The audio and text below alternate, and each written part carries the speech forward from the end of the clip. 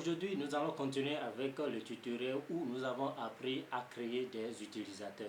La fois dernière, pour vous rafraîchir la mémoire, on était venu au niveau de l'explorateur de fichiers. Voilà, et on avait fait clic droit sur CPC. Après cela, on a cliqué sur afficher d'autres options. Après, gérer, voilà, le gestionnaire de l'ordinateur. Voilà, on est venu au niveau de utilisateur et groupe. On a fait cliquer sur utilisateur et puis voilà. Voilà quelques utilisateurs que nous avons créés. Il y avait mon enfant et ma copine. Maintenant, nous avons vu quelques droits, comment définir les droits pour chaque utilisateur. On avait essayé de voir tout cela. D'accord, comment changer également les titres de membres.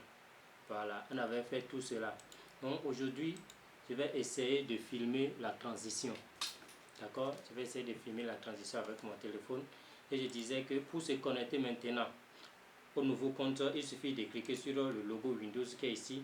Et puis ce panneau de démarrage va s'afficher. Ah, vous allez cliquer sur le nom d'utilisateur actuel. Après cela, si vous avez déjà deux comptes, vous allez voir qu'il y a un 3 points ici, verticalement. Vous allez cliquer sur les 3 points et vos comptes vont s'afficher ici, horizontalement.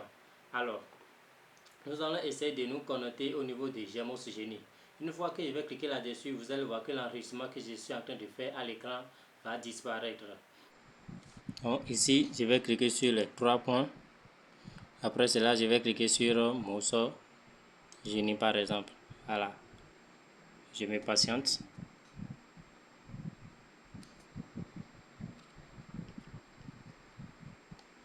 Donc je vais cliquer sur connecter. Voilà, comme je le disais lors du changement, dit le mot de passe de l'utilisateur doit être modifié avant de continuer ou bien pour la première connexion. Je clique OK. Voilà. Donc je vais faire espace 2 fois. Voilà, espace 3 fois. Alors, je fais 2 fois. Je vais répéter la même chose ici. Espace 2 fois. Donc, et je vais cliquer sur la flèche que vous voyez ici. Voilà, je clique sur cette flèche. Et puis il me dit mot de passe a été changé. Je fais OK.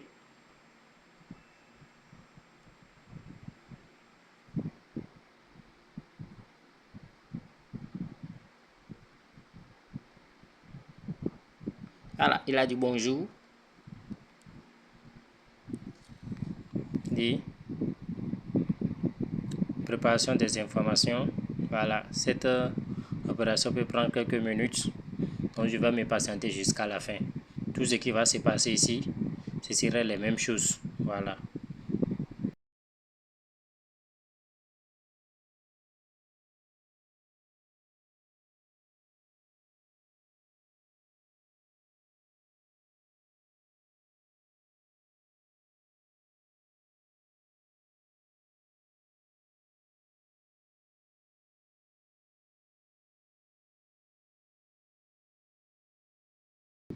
L'opération est presque terminée. Voilà, ici maintenant.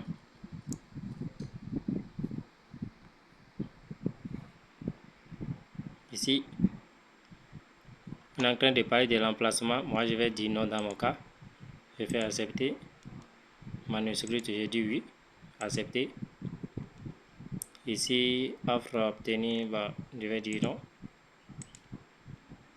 Voilà, et comme vous pouvez le voir, tout est OK.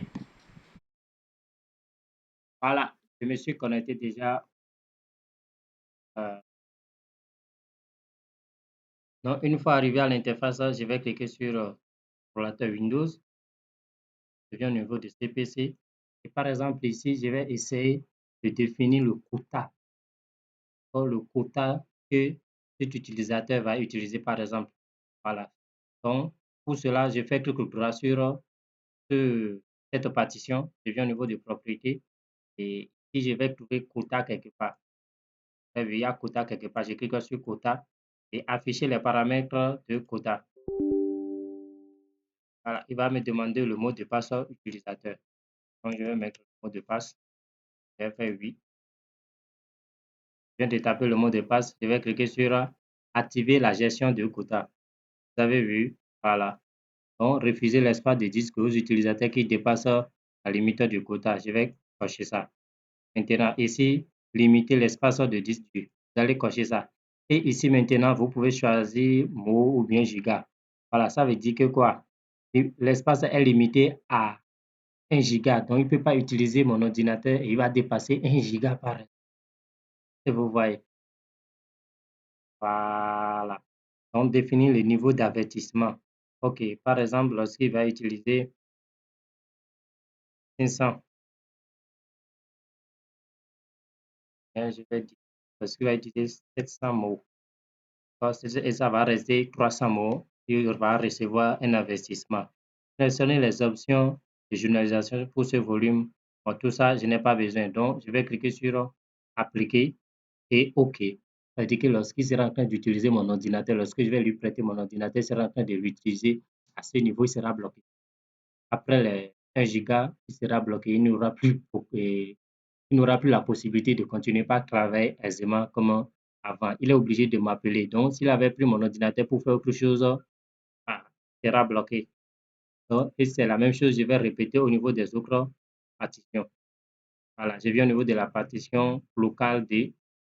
Local D, par exemple, je répète la même chose. Et comme ça, il est limité. Il est limité. Si vous voyez.